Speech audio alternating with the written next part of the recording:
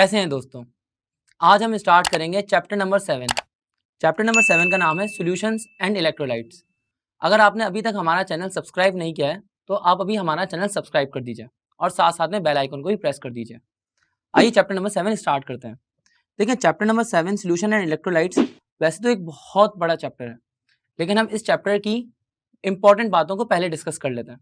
Important बातों के अंदर सबसे पहले हम लोगों ने आज डिस्कस करना है ऑक्सीडेशन, रिडक्शन, ऑक्सीडेशन नंबर वगैरह, पीएच, पीओएच और मोलैरिटी। सबसे पहले तो हम ये चीज़ें डिस्कस करते हैं। तो आइए ज़रा ऑक्सीडेशन से स्टार्ट करते हैं। देखिए ऑक्सीडेशन और रिडक्शन, इनमें क्या डिफरेंस है? 3 डेफिनेशंस हो सकती हैं इसको एक्सप्लेन करने के लिए। अगर मैं सबसे पहले ऑक्सीडेशन की बात करूं तो ऑक्सीडेशन का सबसे पहला मतलब जो आप ले सकते हैं वो है लॉस ऑफ इलेक्ट्रॉन। रिडक्शन का पहला मतलब हो जाएगा गेन ऑफ इलेक्ट्रॉन। अगर मैं एग्जाम्पल के तौर पर बात करूं, लेट से अगर मैं सोडियम की बात करता हूं तो सोडियम अपना एक इलेक्ट्रॉन लॉस करता है और कन्वर्ट हो जाता है सोडियम आयन में।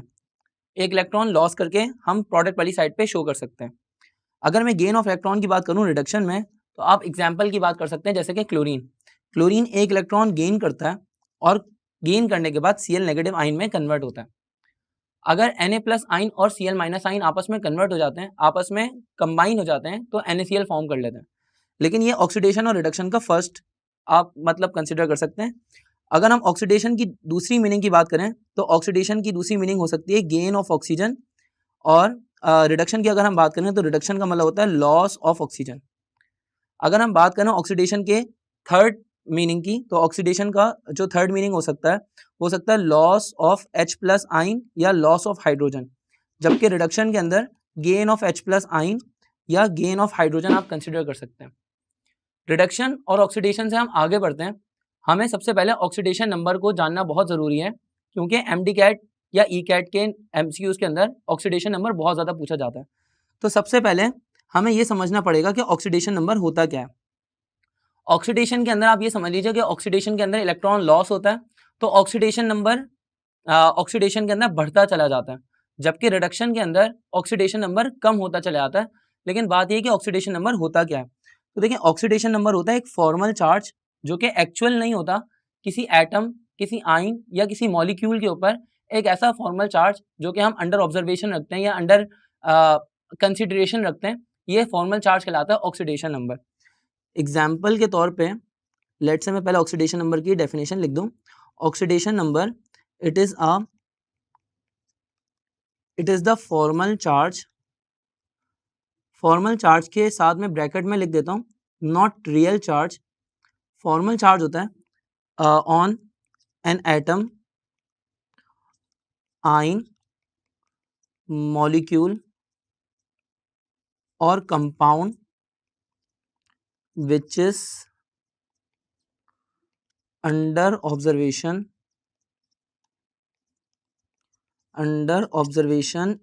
और अंडर कंसिडरेशन। अब आगे बढ़ते हैं। ऑक्सीडेशन नंबर ये समझ लीजिए कि ऑक्सीडेशन नंबर कुछ एलिमेंट्स का, कुछ कंपाउंड्स का फिक्स होता है और बहुत सारे कंपाउंड्स का नहीं होता। जैसे कि मैं अगर बात करता हूँ अल्कली मेटल्स की, अल्कली मेटल्स हमारे पास हैं, ग्रुप 1A से बिलोंग करते हैं। अल्कली मेटल्स ग्रुप 1A से बिलोंग करते हैं और इनका ऑक्सीडेशन नंबर होता है +1, यानी कि ये एक इलेक्ट्रॉन लॉस करते हैं। जैसे कि लिथियम, लिथियम, उसके बाद सोडियम, पोटेशियम, रुबीडियम, सीजियम और फ्रेंशियम, ये सब अल्कली मेटल्स हैं और इन सब का ऑक्सीडेशन नंबर +1 होता है। अगर हम बात करें लेट से ग्रुप 7A के एलिमेंट्स की, तो ग्रुप 7A के एलिमेंट्स के अंदर हमारे पास होंगे हेलोजेंस। हेलोजेंस के अंदर फ्लोरीन, क्लोरीन, ब्रोमीन और आयोडीन होते हैं। अब यहाँ पे फ्लोरीन का ऑक्सीडेशन नंबर -1 होता है, लेकिन क्लोरीन, ब्रोमीन और आयोडीन जो है इनके ऑक्सीडेशन नंबर फिक्स नहीं होता है, बल्कि वेरिएबल ऑक्सीडेशन स्टेट ये शो करता है। जैसे कि -1, +1, +3, +5, +7, ये सब तरह की ऑक्सीडेशन स्टेट शो करते हैं। अब हम यहाँ पर क्या कंसीडर करते हैं, हम आम तौर पे हेलोजेंस का जो ऑक्सीडेशन नंबर है वो -1 कंसीडर करते हैं। इसी तरह से अगर मैं बात करूँ ग्रुप 2A के एलिमेंट्स की, ग्रुप 2A के एलिमेंट्स जो है वो है अल्कलाइन अर्थ मेटल्स। जो अल्कलाइन अर्थ मेटल्स हैं, अल्कलाइन अर्थ मेटल्स का ऑक्सीडेशन नंबर होता है +2। अल्कलाइन अर्थ मेटल्स कौन कौन से होते हैं? ये होते हैं बेरिलियम, मैग्नीशियम और साथ साथ में कैल्शियम, स्ट्रोंशियम, बेरियम, स्ट्रोंशियम और साथ में रेडियम वगैरह, ये सब हमारे पास ग्रुप 2A के एलिमेंट्स हैं। इन सब का ऑक्सीडेशन नंबर फिक्स +2 होता है। अब ज़रूरी नहीं है कि हर एलिमेंट का ऑक्सीडेशन नंबर फिक्स हो। जैसे कि ऑक्सीजन खुद अपना सगा नहीं है, इसका खुद का ऑक्सीडेशन नंबर फिक्स नहीं है। अगर मैं ऑक्सीजन की बात करूं तो ऑक्सीजन का नॉर्मल स्टेट में इसका ऑक्सीडेशन नंबर होता है -2। अगर कोई एलिमेंट ऑक्सीजन को गेन करके नॉर्मल ऑक्साइड बनाता है तो नॉर्मल ऑक्साइड में ऑक्सीडेशन नंबर ऑक्सीजन का -2 ही रहता है। लेकिन अगर बात करें पर ऑक्साइड की तो पर ऑक्साइड में ऑक्सीजन का ऑक्सीडेशन नंबर हो जाता है -1। सिमिलरली सुपर ऑक्साइड में, अगर मैं सुपर ऑक्साइड्स की बात करूंगा तो सुपर ऑक्साइड्स में ऑक्सीजन का ऑक्सीडेशन नंबर होता है -1/2, यानी कि पॉइंट्स में भी, फ्रैक्शंस में भी आना शुरू हो चुका है। और अगर हम बात करें सब ऑक्साइड्स की तो सब ऑक्साइड्स में ऑक्सीजन का ऑक्सीडेशन नंबर होता है -1/4, यानी कि ऑक्सीजन का ऑक्सीडेशन नंबर अगर फिक्स नहीं है तो फिर आप किसी एलिमेंट से क्या ही उम्मीद कर सकते हैं। सिमिलरली अगर मैं सल्फर की बात करूंगा तो सल्फर का भी ऑक्सीडेशन नंबर फिक्स नहीं होता। सल्फर का ऑक्सीडेशन नंबर फिक्स नहीं होता, ये आमतौर पर -2, +2, +4 और +4 और साथ में +6 कंसिडर किया जाता है। अब मैं हाइड्रोजन की बात करूं तो हाइड्रोजन का ऑक्सीडेशन नंबर या तो -1 होता है या +1 होता है।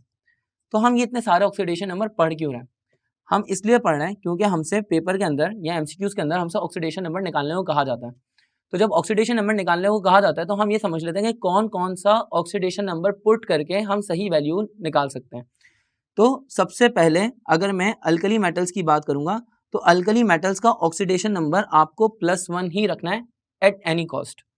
सिमिलरली ग्रुप 2A के एलिमेंट्स में हमारे पास ऑक्सीडेशन नंबर आपको +2 ही रखना है एट एनी कॉस्ट। हेलोजेंस के अंदर भी वेरिएबल ऑक्सीडेशन स्टेट होती है, लेकिन आपको हेलोजेंस का ऑक्सीडेशन नंबर -1 रख के ही चलना है। अगर हम हाइड्रोजन की बात करेंगे तो हमारे पास हाइड्रोजन का ऑक्सीडेशन नंबर आपको +1 ही रखना है हमेशा। और ऑक्सीजन की अगर हम बात करेंगे तो ऑक्सीजन का ऑक्सीडेशन नंबर आपको -2 रख के ही सॉल्व करना है। उम्मीद है कि इस तरह से आपके 99% या 90% तक एमसीक्यूज ऑक्सीडेशन नंबर वाले सॉल्व हो जाएंगे। सल्फर के अंदर आप +4, +6 या -2 ये 3 ऑक्सीडेशन नंबर आप पुट करके सही आंसर निकालने की कोशिश कर सकते हैं। ऑक्सीडेशन नंबर कितना ज़्यादा हो सकता है? तो ऑक्सीडेशन नंबर ज़्यादा से ज़्यादा +7 हो सकता है। +7 से ऊपर कोई ऑक्सीडेशन नंबर नहीं होता। अगर मैं मैग्नीज की बात करूं तो मैग्नीज ही है जो कि ये +7 का ऑक्सीडेशन नंबर शो करता है या +7 की ऑक्सीडेशन स्टेट को रिप्रेजेंट करता है। मैग्नीज के अलावा कोई भी एलिमेंट +7 की ऑक्सीडेशन स्टेट नहीं रखता। सारे एलिमेंट्स या तो +7 से नीचे यानी कि +6, +5 और नेगेटिव साइंस में, नेगेटिव नंबर्स में वैल्यूज रखते हैं, लेकिन +7 से ऊपर या +7 तक मैग्नीज के अलावा किसी की ऑक्सीडेशन स्टेट नहीं है। आगे बढ़ते हैं, हम ऑक्सीडेशन नंबर निकालना कैसे है? तो ऑक्सीडेशन नंबर बहुत आसानी से निकाल सकते हैं। लेट्स से मैं 4 कंपाउंड्स की बात कर लेता हूँ। पहला कंपाउंड है लेट्स से पोटेशियम नाइट्रेट। अब यहाँ पे पोटेशियम नाइट्रेट में आपको कहा जाएगा कि नाइट्रोजन का ऑक्सीडेशन नंबर निकालो पोटेशियम नाइट्रेट के अंदर। तो बहुत आसान है, देखें कैसे करेंगे। देखें पोटेशियम जो है, पोटेशियम ये ग्रुप 1A से बिलोंग करता है, तो इसका ऑक्सीडेशन नंबर आपने रखना है +1। नाइट्रोजन की जगह पर रख लीजिए नाइट्रोजन। ऑक्सीजन का oxidation number as I told you कि हमने -2 रखना है, तो -2 को आपने 3 से मल्टीप्लाई कर दिया तो ये हो जाएगा -6। अब आप ओवरऑल चार्ज देखेंगे तो ओवरऑल चार्ज यहाँ पर 0 है, यानी कि कंपाउंड न्यूट्रल है। जब कंपाउंड न्यूट्रल है तो आपने इक्वल टू का साइन लगा के दूसरी साइड पे 0 लिख देना है। यहाँ पे ऊपर जो भी चार्ज होगा आपने राइट हैंड साइड पे वही चार्ज रख देना है। तो यहाँ पे क्या होगा कि नाइट्रोजन अपनी जगह पे +1 -6, +1 -6 हो जाएगा -5 इक्वल टू 0 और n -5 उधर जाके हो जाएगा +5, तो नाइट्रोजन का ऑक्सीडेशन नंबर यहाँ पर हो जाएगा +5। अब नाइट्रोजन का ऑक्सीडेशन नंबर हमने यहाँ पे +5 निकाला। अब मैं आपको एक और एग्जांपल देता हूँ। लेट से हमारे पास है NH3, या एक काम करें अमोनियम आयन की बात करते हैं, हम NH4+ आयन की बात करते हैं। तो यहाँ पे नाइट्रोजन का ऑक्सीडेशन स्टेट यहाँ पे पता करने की कोशिश करते हैं। तो यहाँ पे नाइट्रोजन अपनी जगह पे है, हाइड्रोजन का ऑक्सीडेशन नंबर +1 रखना है। +1 को 4 से मल्टीप्लाई कर लेंगे तो +4 इक्वल्स टू की दूसरी तरफ यहाँ पे +1 का चार्ज है तो हम यहाँ पे +1 लिख लेंगे। अब ये क्या हो जाएगा n इक्वल्स टू +1 +4 इधर आके हो जाएगा -4, तो n इक्वल्स टू +1 -4 हो जाएगा -3। यानी कि नाइट्रोजन ने ऑक्सीडेशन स्टेट +5 भी शो की और -3 भी शो की। यही तो एक मजाक है जो हमारा ऑक्सीडेशन स्टेट के साथ चलता रहता है। आगे बढ़ते हैं। लेट्स से हमारे पास MnO4 -1 लिखा हुआ है, तो MnO4-1 का ऑक्सीडेशन नंबर आप कैसे मालूम करेंगे? मैग्नीज अपनी जगह पे है, ऑक्सीजन का ऑक्सीडेशन नंबर हो जाएगा -2, -2 को 4 से मल्टीप्लाई करके यहाँ पे आंसर आएगा -8, इक्वल्स टू की दूसरी साइड पे आ जाएगा -1। अब Mn अपनी जगह पे रहेगा -1, -8 इधर आके हो जाएगा प्लस का 8, मैग्नीज की जगह पे मैग्नीज आ गया, 8 -1 हो जाएगा यहाँ पे प्लस का 7। तो आपको 3 मैंने यहाँ पर एग्जाम्पल्स दी जिससे आपको ऑक्सीडेशन नंबर निकालना आ गया होगा। आखिरी एग्जाम्पल की बात कर लेते हैं। लेट से हमारे पास लिखा हुआ है Na2S2O3। अब ये हाइपो का फॉर्मूला है, इसका फॉर्मूला नाम से ही पूछा जाता है तो मैं नाम लिख देता हूँ, ये है हाइपो। अब बहरहाल इसके अंदर हमें सल्फर का ऑक्सीडेशन नंबर निकालना है, तो कैसे निकालेंगे? सोडियम का ऑक्सीडेशन नंबर हो जाएगा +1, +1 को 2 से मल्टीप्लाई करेंगे तो +2। अब सल्फर की बात करें तो सल्फर का ऑक्सीडेशन नंबर हमें मालूम करना है। यहाँ पे 2 सल्फर है तो आप यहाँ पे लिख लीजिए 2s। ऑक्सीजन का ऑक्सीडेशन नंबर -2 और -2 को 3 से मल्टीप्लाई करके हो जाएगा -6। ओवरऑल कंपाउंड पे कोई चार्ज नहीं है, इसका मतलब ये कंपाउंड न्यूट्रल है, तो आपने इक्वल्स टू की दूसरी साइड पे लिख लेना है 0। अब ये 2s अपनी जगह पे रहेगा, +2 -6 हो जाएगा -4 इक्वल्स टू 0, 2s -4 उधर जाके हो जाएगा +4 और 2 1 2, 2 2 4, s इक्वल्स टू +2। तो सल्फर यहाँ पर +2 की ऑक्सीडेशन स्टेट शो कर रहा है। अगर आप कोई और कंपाउंड लेंगे तो सल्फर कोई और ऑक्सीडेशन स्टेट शो कर रहा होगा। लेट से आप सल्फ्यूरिक एसिड को ट्राई करिएगा। अब आगे बढ़ते हैं। ऑक्सीडेशन नंबर हमें निकालना आ चुका है। अगर हमें ये मालूम करना है कि किसी कंपाउंड में ऑक्सीडेशन हो रही है या रिडक्शन हो रही है, तो एक तरीका तो ये है कि आप उसकी ऑक्सीडेशन स्टेट मालूम कर लें। यानी कि लेट से आपके पास एक इक्वेशन है, तो उसमें रिएक्टेंट्स में आप ऑक्सीडेशन स्टेट निकाल लीजिए और प्रोडक्ट्स में ऑक्सीडेशन स्टेट निकाल लीजिए। अगर ऑक्सीडेशन नंबर बढ़ गया है तो ये ऑक्सीडेशन होगी, और अगर ऑक्सीडेशन नंबर कम हो रहा है तो ये रिडक्शन होगी। लेकिन ये एक बहुत टाइम कंज्यूमिंग मेथड हो जाएगा। हमें कोई एक ऐसा मेथड चाहिए जो हम 1 सेकंड में देखकर पहचान लें कि कहाँ ऑक्सीडेशन हो रही है और कहाँ रिडक्शन। तो देखिए, इसकी एक बहुत आसान ट्रिक है। बहुत आसान ट्रिक ये है कि हम इक्वेशन को गौर से देखेंगे। अगर हमारा ऑक्सीजन बढ़ रहा है तो इसका मतलब ऑक्सीडेशन, और अगर हमारा ऑक्सीजन कम हो रहा है तो इसका मतलब रिडक्शन। आप इसको देख के ऑक्सीडेशन या रिडक्शन की पहचान कर सकते हैं। लेकिन लेट्स से आपको 2 इक्वेशन है और दोनों रिडॉक्स इक्वेशन है, यानी एक इक्वेशन में रिडक्शन हुई है और दूसरी इक्वेशन में ऑक्सीडेशन। तो आप उस एक इक्वेशन में देखकर भी पहचान सकते हैं। अगर एक इक्वेशन में लेट से ऑक्सीजन बढ़ रहा है तो इसका मतलब ऑक्सीडेशन है। दूसरी इक्वेशन में क्या पता ऑक्सीजन हो ही ना, सिरे से ऑक्सीजन मौजूद नहीं है, तो आप वहां पे क्या करेंगे? पहली इक्वेशन से आप देख लें, अगर अगर पहली इक्वेशन में ऑक्सीडेशन हुई है तो सेकंड इक्वेशन में अल्टीमेटली रिडक्शन हुई होगी। अगर दोनों इक्वेशन में ऑक्सीजन है ही नहीं तो फिर तो आपको ऑक्सीडेशन स्टेट से ही मालूम करना पड़ेगा। लेकिन मैं आपको 2-3 एग्जांपल्स देता हूँ। लेट्स है हमारे पास जो एमसीक्यूज आते हैं वो कुछ इस तरह से होते हैं। अगर एग्जांपल के तौर पे हमारे पास लिखा हुआ है Cr2O3 और आगे जाके ये कन्वर्ट हो रहा है Cr+3 में। सिमिलरली एक इक्वेशन और है, उस इक्वेशन के अंदर लिखा हुआ है HNO3 और आगे जाके ये कन्वर्ट हो रहा है NO के अंदर। तो सबसे पहले इस इक्वेशन की बात करते हैं। इस इक्वेशन के अंदर आपने रिएक्टेंट्स के अंदर देखा, रिएक्टेंट्स के अंदर 3 ऑक्सीजन मौजूद हैं, जबकि प्रोडक्ट्स में एक भी ऑक्सीजन नहीं है।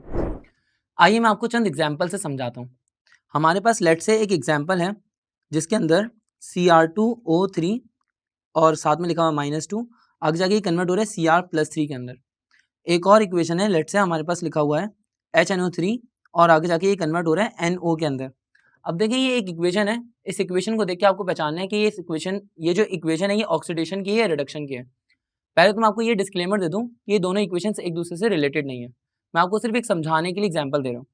जैसे कि आप यहाँ पर देखेंगे तो इस इक्वेशन में ऑक्सीजन है 3 रिएक्टेंट साइड पे और प्रोडक्ट साइड पे ऑक्सीजन एक भी नहीं है। यहाँ पर कोई ऑक्सीजन मौजूद नहीं है और यहाँ पर 3 ऑक्सीजन मौजूद है। यानी मैं ये कह सकता हूँ कि रिएक्टेंट से प्रोडक्ट पे जाते हुए ऑक्सीजन कम होगा। जब ऑक्सीजन कम हो रहे हैं तो ऑक्सीजन के कम होने का मतलब ये है कि यहाँ पर रिडक्शन हुई है। तो आप डायरेक्ट इक्वेशन को देखकर पहचान सकते हैं, ऑक्सीडेशन स्टेट यहाँ पे निकालना जरूरी नहीं है। अब आगे बढ़ते हैं। लेट्स से सेकंड इक्वेशन की बात करते हैं। सेकंड इक्वेशन के अंदर हमारे पास 3 ऑक्सीजन दिख रहे हैं रिएक्टेंट साइड पे और 1 ऑक्सीजन दिख रहा है हमें प्रोडक्ट साइड पे। तो ऑक्सीजन की तादाद कम हो रही है और ऑक्सीजन की तादाद कम होने का मतलब यह है कि आप इसको डिक्लेयर कर सकते हैं कि ये रिडक्शन की इक्वेशन है, ये ऑक्सीडेशन की इक्वेशन नहीं है। उस सूरत में क्या होगा जब ऑक्सीजन सिरे से मौजूद ही ना हो। जैसे कि हमारे पास आगे 2 एग्जांपल्स हैं Fe+3 और आगे जाके कन्वर्ट हो रहा है Fe+2 में। साथ साथ में एक इक्वेशन जिसके अंदर Na+आइन आगे जाके कन्वर्ट हो रहा है Na के अंदर, सोडियम मेटल के अंदर कन्वर्ट हो रहा है। देखिए, यहाँ पर दोनों इक्वेशंस के अंदर ऑक्सीजन मौजूद नहीं है, तो आप ऑक्सीडेशन नंबर से पता लगा सकते हैं।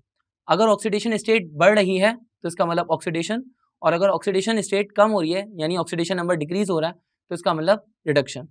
तो आगे जरा देखते हैं, हमारे पास Fe+3 के ऊपर जो ऑक्सीडेशन स्टेट है वो है +3, जबकि Fe+2 पे जो ऑक्सीडेशन स्टेट है वो है +2। तो देखिए यहाँ पर ऑक्सीडेशन स्टेट कम हो रही है। ऑक्सीडेशन स्टेट कम होने का मतलब ये है कि आप यहाँ पे बोल सकते हैं कि रिडक्शन है, यानी कि इलेक्ट्रॉन गेन हो रहा है। अगर हम बात करें Na+ आयन से सोडियम मेटल पे जाते हुए, तो देखिए यहाँ पर ऑक्सीडेशन स्टेट है +1, और सोडियम की ऑक्सीडेशन स्टेट, क्योंकि यहाँ पे कोई चार्ज नहीं है तो सोडियम की ऑक्सीडेशन स्टेट हो गई 0। +1 से 0 पे आते हुए ऑक्सीडेशन नंबर डिक्रीज हो रहा है, क्योंकि +1 बड़ा नंबर है और 0 छोटा, तो +1 से 0 पे आते हुए ऑक्सीडेशन नंबर कम हो रहा है। जब ऑक्सीडेशन नंबर कम हो रहा है तो हम इसको बोलेंगे ऑक्सीडेशन। तो मेरा ख्याल है कि आप इक्वेशन को देख के बड़ी आसानी से आप पता लगा सकते हैं कि कहाँ ऑक्सीडेशन हो रही है और कहाँ रिडक्शन हो रही है। ऑक्सीडेशन नंबर निकालना हम सीख चुके हैं, ऑक्सीडेशन और रिडक्शन में क्या डिफरेंसेस होते हैं वो भी हम लोग सीख चुके हैं। आगे बढ़ते हैं, हमारा जो नेक्स्ट टॉपिक है वो नेक्स्ट टॉपिक है पीएच, पीओएच या मोलैरिटी। ये 3 अलग अलग टॉपिक्स हैं जिसको हमने डिस्कस करना है। तो ज़रा देखते हैं पीएच की बात करते हैं। पीएच का मतलब क्या होता है? पीएच का मतलब ये है पावर ऑफ H+ आयन, और पीओएच का मतलब है पावर ऑफ OH- आयन। लेकिन ये क्या मतलब हुआ? देखिए, पावर ऑफ H+ आयन से हमें पता लगता है कि किसी भी सब्सटेंस की एसिडिटी कितनी है, या आप ये बोल सकते हैं कि पीएच से हमें पता लगता है कि किसी भी सब्सटेंस की, किसी भी चीज़ की एसिडिटी कितनी है, वो कितनी तेजाबियत अपने अंदर रखता है। तो एसिडिटी इन अ सब्सटेंस, ये पता लगता है हमें पीएच से। ये लिख देता हूँ, acidity of a substance. Similarly pOH से हमें ये पता लगता है कि किसी भी सब्सटेंस की बेसिसिटी कितनी है, कोई भी सब्सटेंस कितना बेसिक है, बेसिसिटी ऑफ सब्सटेंस। देखें, पीएच और पीओएच से रिलेटेड काफ़ी न्यूमेरिकल्स आते हैं, क्योंकि आप इसको बड़ी इजीली सॉल्व कर सकते हैं। एक बात यह है कि पीएच का फॉर्मूला हमें पता होना चाहिए। पीएच का फॉर्मूला क्या होता है? पीएच का फॉर्मूला होता है -log concentration of H+ ion. और ये बात भी हमें जहन में होनी चाहिए कि अगर हमें कोई एसिड गिवन है, एसिड की पहचान कैसे होगी कि उसके अंदर H+ आयन या हाइड्रोजन हमें नजर आ रहा होगा, विजिबल होगा। HCl जैसे कि H2SO4, यहाँ पे हाइड्रोजन हमें नजर आ रहा है। और इसी तरह से लेट से हमारे पास लिखा हुआ है HNO3, या कोई भी और एसिड होगा तो उसके अंदर हमें H दिख जाएगा, हाइड्रोजन अलग से दिख जाएगा। तो जब हाइड्रोजन अलग से दिख रहा है तो वो एक एसिड है, और एसिड की पीएच पहले निकाली जाएगी। जब पीएच पता लग जाएगी तो फिर आप उसकी पीओएच भी निकाल सकते हैं। अगर हमें बेसिसिटी निकालनी है यानी कि पीओएच निकालनी है, तो आप एक चीज समझ लीजिए, कोई भी बेस हो जैसे कि NaOH, अब बेस का कैसे पता चलेगा? बेस के अंदर OH- आयन या बेस के अंदर OH ये विजिबल दिख रहा होगा। तो हमारे पास जैसे कि NaOH, या इसी तरह से पोटेशियम हाइड्रोक्साइड या MgOH2, ये बेसिस हैं, इसके अंदर आपको OH विजिबल है। तो आप पहले इसकी POH निकालेंगे, फिर POH से pH निकालेंगे। तो हमारे पास pH और POH का जो स्केल होता है वो आप सबको पता ही होगा। हमने 9th क्लास के अंदर इसको पढ़ा था कि pH प्लस POH ये बराबर होती है 14 के। अच्छा, जैसे हमने pH के फॉर्मूला की बात करी थी कि pH का फॉर्मूला होता है -log concentration of H+ ion. Similarly POH का फॉर्मूला होता है, POH का फॉर्मूला होता है -log concentration of OH- ion. अब देखें, हमें कैलकुलेटर अलाउड नहीं है। जब हमें कैलकुलेटर अलाउड नहीं है तो हम pH की वैल्यू कैसे प्रिडिक्ट करेंगे? ये एक मुश्किल सवाल है। तो हमें MCQs कुछ ऐसे गिवन होते हैं जिसके अंदर हम pH की वैल्यू को प्रिडिक्ट भी कर सकते हैं, और विदाउट कैलकुलेटर ये सॉल्व किया जा सकता है। अगर कैलकुलेटर अलाउड है, जैसे कि NED के टेस्ट में या दाऊद के टेस्ट में या किसी भी ECAT के टेस्ट के अंदर, जब हमें कैलकुलेटर अलाउड है तो आप डायरेक्ट फॉर्मूला के अंदर वैल्यूज पुट करेंगे और आपका आंसर आ जाएगा। लेकिन जब MD-CAT के अंदर या कराची यूनिवर्सिटी के अंदर अगर हम बात करें, या किसी भी यूनिवर्सिटी में जब हमें कैलकुलेटर अलाउड नहीं है, तो फिर हम कैसे करेंगे? हम एक शॉर्ट ट्रिक यूज़ करेंगे। वो शॉर्ट ट्रिक ये है कि हम पावर देखेंगे 10 की, कि 10 की पावर कितनी है। लेट से हमें कोई भी कंपाउंड गिवन है, उस कंपाउंड की मोलैरिटी है 1 एक्सपोनेंशियल -3। तो अगर 1 एक्सपोनेंशियल -3 है और ये कंपाउंड जो है वो एसिडिक है, जैसे HNO3 है, तो हमें पता लग गया कि ये एसिड है, तो एसिड की पहले pH निकलेगी। तो हमने इसकी pH कैसे निकालनी है? कि हमने पावर देखी 10 की पावर -3 है, पावर का साइन चेंज कर दें, पावर का साइन चेंज करके -3 की बजाय ये हो जाएगा +3।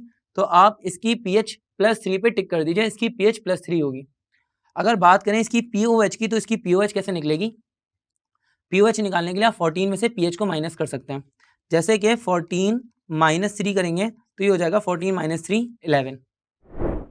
अगर हम इसी तरह से बात करें किसी और कंपाउंड की, जैसे कि सोडियम हाइड्रोक्साइड वगैरह, अगर इसकी हमें मोलैरिटी गिवन है, लेट से आपको मोलैरिटी गिवन है 1 एक्सपोनेंट -2, इसकी हमें मोलैरिटी गिवन है 1 एक्सपोनेंट -2, तो आप ये चीज़ समझ लीजिए कि अब इसकी पीएच पहले नहीं निकलेगी।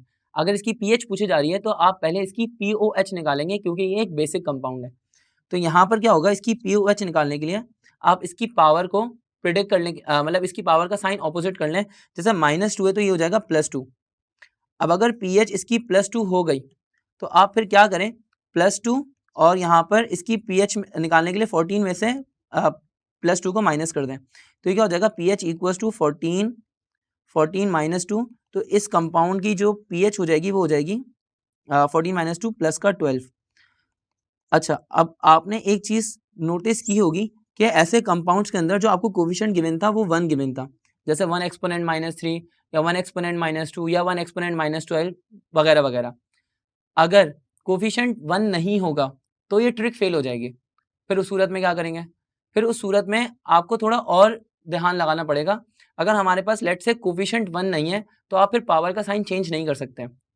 लेट से कोफिशिएंट है 2 और पावर है -3, तो सबसे पहले आप पावर का साइन चेंज कर लीजिए, पावर का साइन हो गया +3, और कोफिशिएंट 2 है तो आप क्या करें, 2 और 3 की दरमियानी वैल्यू जो कि 4 ऑप्शंस में आपको गिवन है, उन 4 ऑप्शंस में से जो इसकी दरमियानी वैल्यू इसको टिक कर दीजिए, वो आपका सही आंसर होगा।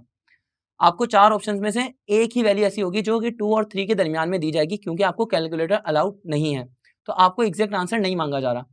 आपने बस इस तरह से देखना है कि कोफिशिएंट और पावर की जो दरमियानी वैल्यू आपने उसको टिक करके आगे बढ़ना है। जैसे कि अगर आपका कोफिशिएंट है 3 और पावर है लेट से -3, तो आप ऐसा करें कि -3 का साइन चेंज कर लें, ये हो जाएगा +3, और कोफिशिएंट भी 3, तो आपका आंसर +3 ही आएगा। अगर लेट से आपका कोफिशिएंट है 4 और आपकी पावर है -3, तो सबसे पहले पावर का साइन ऑपोजिट कर लीजिए, पावर का साइन हो जाएगा +3। एग्जाम्पल के तौर पे अगर हमें गिवन है 4 एक्सपोनेंट -3 और लेट से कंपाउंड है हमारे पास सोडियम हाइड्रोक्साइड, और आपसे पीओएच के बारे में सवाल किया जा रहा है, तो आप ऐसा कर सकते हैं कि हम सबसे पहले 4 ऐसी रखेंगे, -3 का साइन चेंज कर लें, ये हो जाएगा +3। आपने देखना है 3 और 4 के दरमियान में कोई आंसर, जो भी ऑप्शन आपका 3 और 4 के दरमियान में आ रहा है, ज़्यादा चांसेस ये हैं कि आपका वही आंसर ठीक होगा, तो आपने उस आंसर को टिक करके आगे बढ़ना है। अब 4 ऑप्शंस में कोई एक ही ऐसा ऑप्शन होगा कि जो 3 और 4 के दरमियान में आ रहा है, तो आपको ज़्यादा परेशानी नहीं होगी। आई होप कि पीएच और पीओएच के सवाल आपको समझ में आ गए होंगे। अब आगे बढ़ते हैं मोलैरिटी की टॉपिक की तरफ। तो मोलैरिटी के टॉपिक में हमने ये समझना है कि मोलैरिटी होती क्या है, मोलैरिटी या मोलैलिटी दोनों में डिफरेंस क्या है वगैरह वगैरह। तो देखिए, मोलैरिटी की बात करें तो मोलैरिटी का मतलब यह है कि मोल्स ऑफ सॉल्यूट, सॉल्यूट के कितने मोल्स जो कि डिसॉल्व हैं, moles of solute dissolved in millilitre of solvent या लीटर ऑफ सॉल्वेंट या 1 डेसीमीटर ऑफ सॉल्वेंट। तो देखिए, इसको आप ऐसे लिख सकते हैं 1 डेसीमीटर क्यूब या 1 लीटर या 1000 मिलीलीटर, सब एक ही बात है, 1000 मिलीलीटर ऑफ सॉल्वेंट। देखें, अगर हमारे पास कितने सॉल्यूट्स, सॉल्यूट्स मतलब जो कम क्वांटिटी के अंदर होते हैं, सॉल्यूट्स कितने डिसॉल्व्ड हैं 1 डेसीमीटर क्यूब सॉल्वेंट के अंदर या 1 लीटर के अंदर या 1000 ml के अंदर, तो ये जो रेशो होगा, ये रेशो कहलाएगा मोलैरिटी। अगर यही रेशो आप ऐसा समझ लीजिए गैस में या लिक्विड के बजाय सॉलिड के अंदर हो जाए, तो जो सॉल्वेंट है वो सॉलिड है। अब सॉल्वेंट सॉलिड होगा तो हम लोग 1000 ग्राम लेंगे या 1 kg लेंगे, तो ये जो 1000 ग्राम या 1 kg है, इसकी वजह से जो रेशो आएगा उसको हम मोलैरिटी नहीं कहेंगे, उसको हम कहेंगे मोलैलिटी। मेरा ख्याल है कि आपको ये फर्क समझ में आया होगा। मोलैरिटी के अंदर जो आपका सॉल्वेंट होता है, मोलैरिटी के अंदर आपका सॉल्वेंट होता है लीटर लिक्विड या गैस, जबकि मोलल सॉल्यूशन के अंदर या मोलैलिटी में जो आपका सॉल्वेंट होगा वो सॉल्वेंट होगा सॉलिड की फॉर्म में। तो सेम डेफिनेशन रहेगी, यानी number of moles of solute, number of moles of solute dissolved इन 1000 ग्राम या 1 किलोग्राम ऑफ सॉल्वेंट, दोनों एक ही बात है। तो हम इस तरह से मोलैरिटी को और मोलैलिटी को डिफरेंशिएट कर सकते हैं। इसी तरह से मोलल सॉल्यूशन को और मोलर सॉल्यूशन को भी डिफरेंशिएट कर सकते हैं। अगर हमें मोलैरिटी निकालनी है तो हमारे पास फॉर्मूला क्या होगा, मोलैरिटी निकालने के लिए फॉर्मूला होगा number of moles divided by volume. तो आपने क्या करना है, नंबर ऑफ मोल्स को ऊपर रखना है और वॉल्यूम को नीचे रखना है। लेट से आपको नंबर ऑफ मोल्स नहीं पता, आपको मास बताया गया है, तो आप क्या कर सकते हैं, नंबर ऑफ मोल्स को ओपन कर लें। फॉर्मूला ओपन करेंगे तो ये हो जाएगा mass upon molar mass divided by volume. शर्त यह है कि ये वॉल्यूम डेसीमीटर क्यूब या लीटर के अंदर होना चाहिए। अब हमारे पास एक एग्जाम्पल के तौर पे मैं एक क्वेश्चन लिख देता हूँ। लेट से हमारे पास गिवन है, मास गिवन है हमारे पास 360 ग्राम ऑफ ग्लूकोज और ये डिसॉल्व्ड है 2 डेसीमीटर क्यूब सोल्यूशन के अंदर और हमें उस सोल्यूशन की मोलैरिटी निकालनी है। तो देखिए बहुत आसान है। मोलैरिटी निकालने के लिए हम क्या करेंगे, सबसे पहले मास को ऊपर रखेंगे, मोलर मास से डिवाइड करेंगे और फिर इस पूरे फ्रैक्शन को डिवाइड कर देंगे हम लोग वॉल्यूम से। तो हमारे पास मास गिवन है 360 ग्राम। मास ग्लूकोज का कैसे निकलेगा कि ग्लूकोज का फॉर्मूला होता है C6H12O6। आप इन सबका मोलर मास निकालेंगे, सबको एडअप करेंगे तो टोटल आपका आंसर आ जाएगा 180। तो यहाँ पे आप क्या करेंगे, 360 को 180 से डिवाइड कर देंगे। जब 360 को 180 से डिवाइड कर देंगे तो वॉल्यूम आपने पुट कर देना है 2 डेसीमीटर क्यूब। अब हमारे पास आंसर क्या आएगा, 181 सा 180, 182 सा 360, तो 2 ऊपर आ गया, डिनोमिनेटर में आ गया 2, तो 2 डिवाइडेड बाय 2 कितना हो जाएगा 1। तो इस तरह आपकी मोलैरिटी निकल जाएगी 1 मोल्स पर डेसीमीटर क्यूब। इस तरह से आप मोलैरिटी मालूम कर सकते हैं। अगर एग्जाम्पल के तौर पे आपको कोई मोलैरिटी गिवन है और आपको मास निकालने का कहा जा रहा है तो भी आप इसी फॉर्मूला को मैनिपुलेट करके निकाल सकते हैं। आपसे एक सवाल पूछा जा सकता है, वो है सेमी मोलर सोल्यूशन का। तो सेमी मोलर सोल्यूशन क्या होता है, सेमी मोलर सोल्यूशन होता है जिसकी मोलैरिटी होती है 0.5। सेमी मोलर सोल्यूशन वो होता है जिसकी मोलैरिटी हो 0.5। मोलैरिटी का टॉपिक यहाँ पर छोड़कर आगे बढ़ते हैं क्योंकि मोलैरिटी के एमसीक्यूज चैप्टर नंबर 6 के अंदर भी कवर हुए हैं और मोलैरिटी के एमसीक्यूज चैप्टर नंबर 7 में भी कवर होंगे। लेकिन हम सब ये बात जानते हैं कि एमसीक्यूज चंद चैप्टर्स के कर लेना ये काफ़ी नहीं है। आप सब ई-कैट या एमडी-कैट का क्रैश कोर्स बाय कर सकते हैं, डिस्क्रिप्शन में लिंक मौजूद है, आप अभी जाएं उस कोर्स को बाय करें और अपनी तैयारी आज से ही पक्की करना शुरू करें। आइए टॉपिक की तरफ वापसी चलते हैं। मोलैरिटी के बाद हमारा जो नया टॉपिक है वो है इंडिकेटर और ये आज की वीडियो के अंदर हमारा लास्ट टॉपिक होगा। तो आइए ज़रा इंडिकेटर्स की बात करते हैं। इंडिकेटर्स क्या होते हैं, तो इंडिकेटर्स क्या होते हैं, इंडिकेटर्स होते हैं वीक कॉम्प्लेक्सेस ऑफ एसिड और बेसिस का मिक्सचर। या आप ऐसे समझ लें कि ये वीक एसिड्स होते हैं या वीक बेसिस होते हैं जो कि इंडिकेट करते हैं and point of titration, indicates and point of titration, यानी जब टाइट्रेशन खत्म होने लगती है। टाइट्रेशन का प्रोसेस आप सबको याद होगा, आप सबने फर्स्ट ईयर के अंदर प्रैक्टिकल्स किए होंगे। फर्स्ट ईयर के अंदर जो प्रैक्टिकल्स आपने किए थे, आप एक जगह पे रखते थे, लेट से बीकर के अंदर आप रखते थे बेस और आपने पिपेट के अंदर या ब्यूरेट के अंदर आप रखते थे एसिड और आप इनको टाइट्रेट करते थे, न्यूट्रलाइज करते थे। तो जहां पर ये न्यूट्रलाइजेशन खत्म होती थी, इंडिकेटर आपको इंडिकेट कर देता उस पॉइंट के बारे में। तो बहरहाल हम टाइट्रेशन का प्रोसेस नहीं पढ़ रहे हैं, हम सब ये समझ रहे हैं कि इंडिकेटर्स टाइट्रेशन के एंड पॉइंट को इंडिकेट करते हैं। साथ ही साथ ये किसी भी सब्सटेंस की पीएच या पीओएच के जरिए ये बताते हैं कि वो सब्सटेंस एसिडिक है, बेसिक है या वो सब्सटेंस न्यूट्रल है। अब इंडिकेटर्स काम कैसे करते हैं, फॉर एग्जाम्पल आपको गार्डनिंग का शौक है और आपके पास 2 एसिड्स हैं। अगर लेट से आपके गार्डन के अंदर 2 तरह के फूल को हम कंसिडर कर लेते हैं या एक ट्री को कंसिडर कर लें जो कि बहुत ताकतवर है और एक फूल बहुत कमजोर सा है, तो आपके पास पहला एसिड है एसिटिक एसिड, जो कि घर में सिरका मौजूद है। आपने सिरका लिया और सिरके को आपने कमजोर से फूल के ऊपर और ताकतवर से दरख्त के ऊपर, दोनों के ऊपर ये सिरका डाल दिया। जो कमजोर सा फूल था वो तो फौरन मुरझा जाएगा, लेकिन जो ताकतवर दरख्त है वो नहीं मुरझाएगा और वो बरकरार रहेगा। आपने क्या किया, दूसरा एसिड यूज किया और एक और कमजोर फूल के ऊपर लेट से सल्फ्यूरिक एसिड डाल दिया और दूसरे ताकतवर दरख्त के ऊपर भी आपने सल्फ्यूरिक एसिड डाल दिया। अब यहाँ पे नतीजा क्या होगा कि दोनों ही जल जाएंगे और दोनों ही डिस्ट्रॉय हो जाएंगे।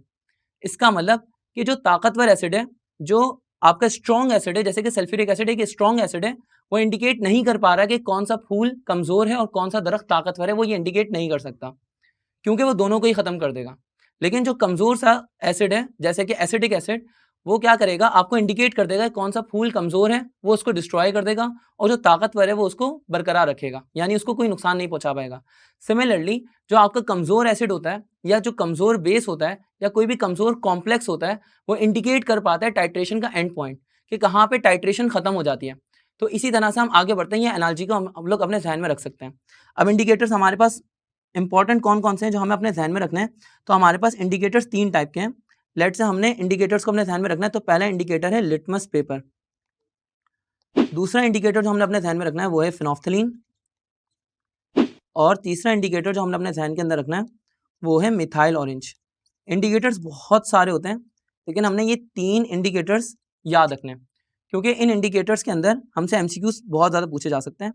लेट से हम लिटमस पेपर की बात करते हैं। सबसे पहले हमें ये चेक करना है कि लिटमस पेपर का कलर एसिड में क्या होगा, बेस में क्या होगा और न्यूट्रल सॉल्यूशंस के अंदर क्या होगा। एक सेकेंड, हमारे पास लेट से मैं एक चार्ट बना लेता हूँ। हमारे पास एसिडिक सॉल्यूशंस हैं और बेसिक सॉल्यूशंस हैं और न्यूट्रल सॉल्यूशंस हैं। तो सबसे पहले लिटमस पेपर का कलर एसिड के अंदर होता है रेड। फिनोफ्थलीन एसिड के अंदर कोई कलर शो नहीं करता, यानी ये कलरलेस होता है। अगर हम बात करें मिथाइल ऑरेंज की, तो मिथाइल ऑरेंज एसिड के अंदर रेड कलर शो करता है। अगर हम बात करें बेसिक सॉल्यूशंस के अंदर, तो लिटमस पेपर का कलर हो जाता है ब्लू। और अगर न्यूट्रल सॉल्यूशंस के अंदर बात करें, तो न्यूट्रल सॉल्यूशंस के अंदर लिटमस पेपर का कलर हो जाता है पर्पल। अगर हम बात करें फिनोफ्थलीन की, तो फिनोफ्थलीन एसिड के अंदर कोई कलर शो नहीं करता, बेस के अंदर वो ब्लू कलर शो करता है, बेस के अंदर वो पिंक कलर शो करता है, सॉरी, और न्यूट्रल सॉल्यूशंस के अंदर कोई कलर शो नहीं करता है, यानी कि कलरलेस होता है। अगर हम बात करें मिथाइल ऑरेंज की, तो मिथाइल ऑरेंज बेस के अंदर येलो कलर शो करता है और न्यूट्रल सॉल्यूशंस के अंदर ऑरेंज कलर शो करता है। आखिरी बात करते हैं कि कब कौन सा इंडिकेटर टाइट्रेशन के अंदर यूज किया जाता है। देखें, अगर हमारे पास लेट से एक स्ट्रॉन्ग बेस है, तो स्ट्रॉन्ग बेस में हम लोग जो इंडिकेटर यूज करते हैं वो है फिनोफ्थलीन। इसकी क्या वजह है, ये आप अपनी टेक्स्ट बुक के अंदर जाके डिटेल के अंदर पढ़ सकते हैं। लेकिन अगर हमारे पास स्ट्रॉन्ग एसिड है, तो स्ट्रॉन्ग एसिड के अंदर हम लोग जो इंडिकेटर यूज करते हैं वो इंडिकेटर होता है मिथाइल ऑरेंज। यहाँ पर चैप्टर 7 की एक वीडियो खत्म हुई। नेक्स्ट वीडियो में हम लोग डिस्कस करेंगे इलेक्ट्रोलिसिस के बारे में। तब तक के लिए अल्लाह हाफिज।